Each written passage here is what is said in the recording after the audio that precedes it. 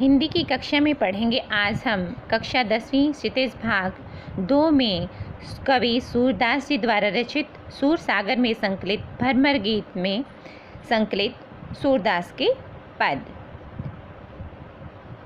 प्रस्तुत पद में श्री कृष्ण द्वारा भेजे हुए उनके मित्र उद्धव जी गोपियों को निर्गुण भक्ति का संदेश देने के लिए आए हैं।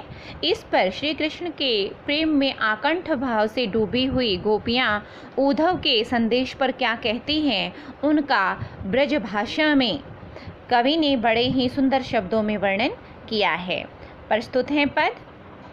उद्धव तुम हो अति बड़ भागी, अपरस रहत स्नेह तगातई, नाहिन मन अनुरागी।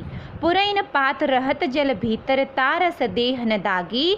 जो जल माह तेल की गागरी, बूंद न ताको लागी। प्रीति नदी में पाव न बोरियो, दृष्टि न रूप परागी। सूरदास अबला हम भोरी, गुर चाटी जो पागी। प्रस्तुत पद में गोपियाँ उद्धव के निर्गुण भक्ति पर उद्धव के कहती हैं कि हे उद्धव, तुम तो बड़े ही बड़भागी अर्थात भाग्यशाली हो। अपरस रहत स्नेह तगातई। अपरस का अर्थ है कि नीरस हो, अलिप्त हो। स्नेह तगातई, स्नेह रूपी बंधन से। नाहि न अनुरागी, और ना ही तुम्हारे मन में प्रेम उत्पन्न हुआ है।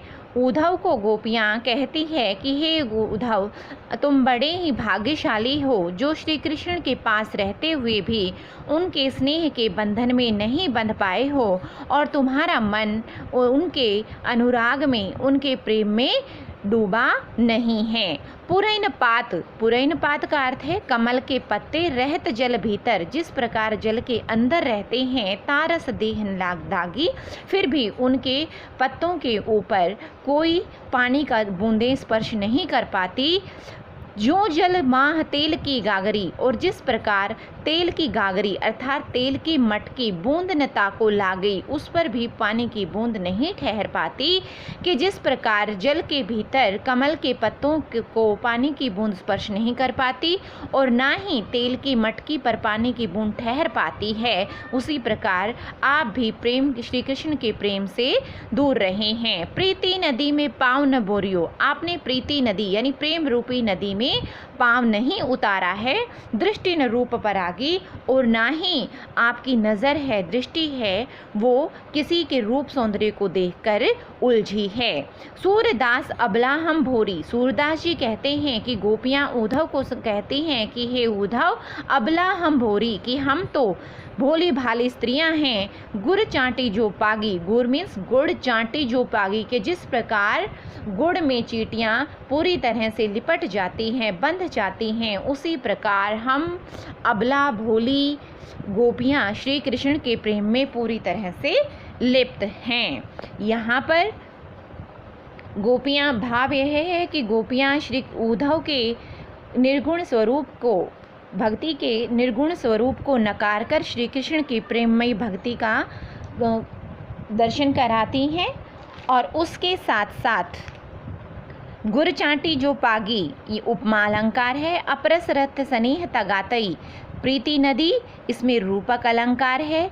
जो जल माह तेल की गागरी, यहाँ पर उदाहरण अलंकार है। पुरैन पात रहत जल भीतर, यहाँ पर दृष्टांत है, अलंकार है।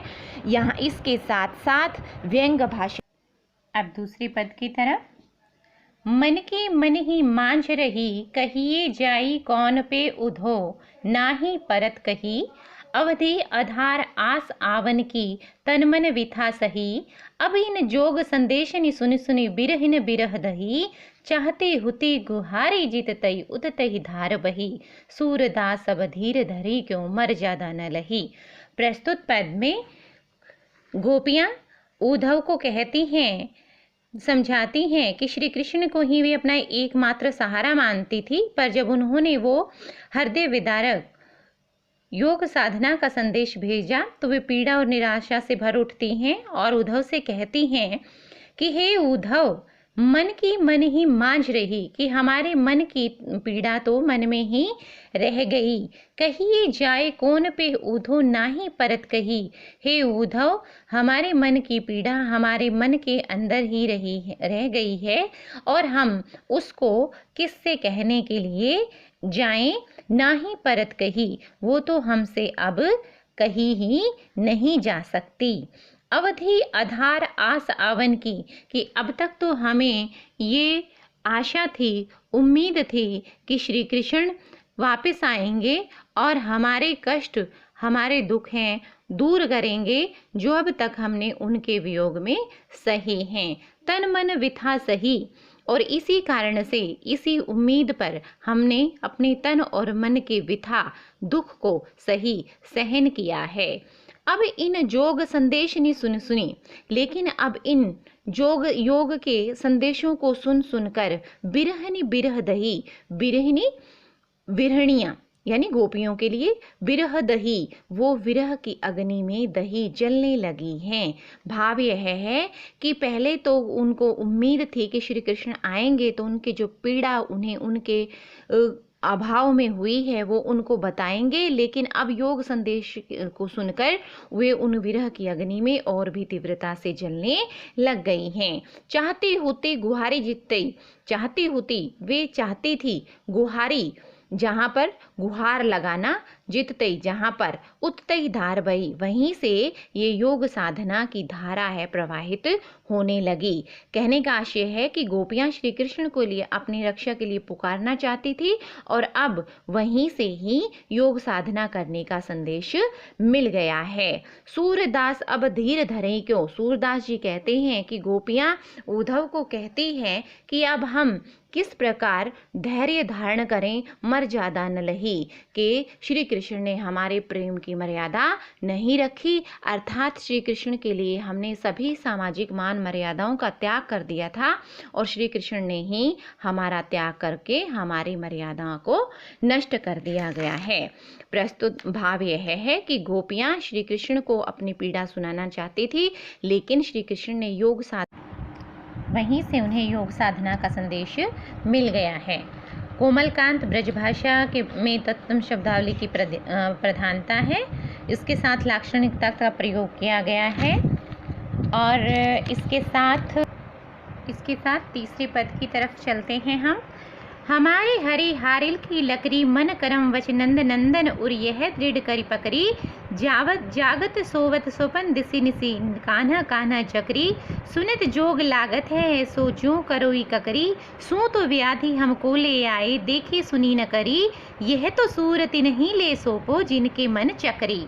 इस पद में गोपियाँ उद्धव को कहती हैं कि हे उद्धव, श्री कृष्ण हमारे लिए हारिल पक्षी की लकड़ी के समान है, अर्थात हारिल पक्षी जैसे हमेशा अपने पंजों में लकड़ी पकड़े रहता है, वैसे ही हमारा मन हमेशा श्री कृष्ण का ध्यान करते रहता है।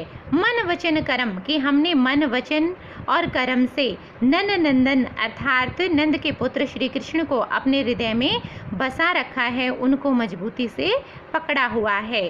जागते सोते रात और दिन स्वप्न में हम हमेशा कहने का जाप करती रहती हैं। सुनत जोग लागत है सो, और सुनो हमें ये जोग, तुम्हारी जो योग की साधना की बातें हैं वो ऐसी लग रही हैं जैसे कड़वी ककड़ी हो, अर्थात हमें ये हमारे लिए फायदेमंद नहीं है। सो तो व्याधि हमको ले आए देखी सुनी न करी, कि हे उद्धव हमारे लिए तो आप यह ऐसी व्याधि अर्थात बीमारी ले आए हैं जिसके बारे में ना तो हमने कभी देखा है और ना ही कभी सुना है। यह तो सूर तिन्हीं ले सोपो जिनके मन चक्री। सूरदास जी कहती हैं कि गोपियाँ उद्धव को समझाते हुए कहती हैं कि तुम्हारी हमें ये बातें हमें बिल्कुल अच्छी नहीं लगती, यह तो आप उनको जाकर दे दीजिए जिनके मन हमेशा चक्री बंधी रहती है, अर्थात जिनके मन हमेशा चंचल रहते हैं। भाव यह है कि गोपियों का मन श्री कृष्ण के प्रेम में हमेशा दृढ़ और स्थिर है, अर्थात उन्हें योग साधना की कोई आवश्यकता नहीं है। प्रस्तुत पद में गोपियाँ श्री कृष्ण के प्रति अपना गहरा प्रेम भाव प्रकट करती हैं और अपनी स्थिर चित्त प्रवृत्ति का भान कराती हैं। हारिल पक्षी के साथ अपने मन की मन को हारिल पक्षी के भांति गोपियों ने माना है। इसके साथ साथ रूपक अलंकार है। सुनित जोग लागत है ऐसो जो करोई ककरी, उपमा अलंकार है। देखी सुनी न करी, स्वर मैत्री है। कान्ह कान्ह, यहाँ पर पुनरुक्ति प्रकाश अलंकार का प्रयोग हुआ है। हरि है राजनीति पढ़े आए, समुझी बात कहत मधुकर के, समाचार सब पाए। एक अति चतुर हुते पहले ही, अब गुरु ग्रंथ पढ़ाए। बड़ी बुद्धि जानी जो उनकी, जोग संदेश पठाए। ऊधो भले लोग आगे के, परहित डोलत धाए। अब अपने मन फेर पाही है, चलत जो हुते चुराए। ते क्यों अनीति करे, आपुंजे और अनीति छुड़ाए। राज धर्म ते यही सूर, जो प्रजन जाहि सताए। इससे पहले हम इसकी व्याख्या करें, इसका अर्थ समझें। पहले इसकी जो शैली है वो समझ लेते हैं कि व्यंग्यात्मकता में लिखा हुआ है कि आपस में गोपियाँ वर्णन कर रही हैं। हरि है राजनीति पढ़ी आए, कि श्री कृष्ण ने मथुरा जाकर राजनीति का पाठ पढ़ लिया है। समझी बात कहे तो मधुकर के, और उन्होंने मधुकर भ्रमर अर्थात उद्धव के हाथ जो संदेश भेजा है। समझी बात, क्या तुमने उस बात को समझ लिया है। समाचार सब पाए, और वे व्यंग्यात्मक शैली में कहती हैं क्या उनके भेजे हुए समाचार हम सबको मिल गए हैं। एक अति चतुर हुते पहले ही, कि इससे तो यही सिद्ध होता है कि वे पहले से ही चतुर थे। अब गुरु ग्रंथ पढ़ाए, और अब तो उनके गुरु ने उन्हें ग्रंथ भी पढ़ा दिए हैं। भाव यह है कि वो पहले से ज़्यादा चतुर हो गए हैं। बड़ी बुद्धि जानी जो उनकी, कि इसके द्वारा उनकी जो बुद्धि बढ़ी अर्थात उनकी चतुराई बढ़ी। जोग संदेश पठाए, तो उन्होंने हमारे लिए, हम गोपियों के लिए, भोली भाली युवतियों के लिए योग संदेश भेज दिया है। वे यहाँ पर व्यंग्य में कहना चाहती हैं कि वहाँ जाकर उन्होंने जो राजनीति पढ़ी, उनके द्वारा उनकी बुद्धि बढ़ी अर्थात बुद्धि बढ़ी, उन्हें उनका जो ज्ञान है वो सीमित हो गया है। इसी कारण उन्होंने हमारे लिए योग साधना का संदेश भेजा है। उद्धव भले, कि हे उद्धव, पहले जमाने के लोग ही अच्छे थे जो दूसरों के भले के लिए डोलत धाए घूमते रहते थे। अब अपने मन फेर पाही है, कि हमें श्री कृष्ण से ज़्यादा कुछ नहीं चाहिए। हमें तो केवल अपना हृदय चाहिए, अपना मन वापस चाहिए, जो वे जाते हुए चुरा ले गए थे। ते क्यों अनीति करे आपुन, जी और अनीति छुड़ाए। कि वे स्वयं अनीति अन्याय आपुन, स्वयं कि वे हमारे साथ खुद अन्याय क्यों कर रहे हैं, अगर वो दूसरों को अन्याय से छुड़ाते हैं। कहने का भाव क्या है कि ये हमारे ऊपर अन्याय ही है कि वो हमारा जाते हुए मन, हृदय, हमें प्रेम चुरा ले गए थे, हमें प्रेम की भावना में बांध गए थे और अब हमें वापस चाहते हैं। सूरदास जी कहते हैं कि गोपियाँ उद्धव को कहती हैं कि राजा का धर्म तो यह है कि वो अपनी प्रजा को ना सताए, उनके ऊपर अत्याचार ना करे। भाव यह है कि श्री कृष्ण उनके हृदय को चुराकर उन पर जो योग साधना का संदेश भेजे हैं, तो वो उन पर अत्याचार कर रहे हैं। इसमें ब्रज भाषा का तत्सम और तद्भव शब्दावली के साथ इस्तेमाल किया गया है। माधुर्य गुण है। स्वर मैत्री ने लयात्मकता की सृष्टि की है। इसके साथ साथ बड़ी बुद्धि जानी, उद्धव भले लोग आगे के, जो परजन जाहि अनुप्रास अलंकार है। वृक्रोक्ति अलंकार प्रमुखता है इस पद की। हरि है राजनीति पढ़ी आए, बड़ी बुद्धि जानी जो उनकी, समझी बात कहत मधुकर के, और इसके साथ उद्धव भले लोग आगे के, परहित डोलत धाय। और काव्य गुण माधुर्य।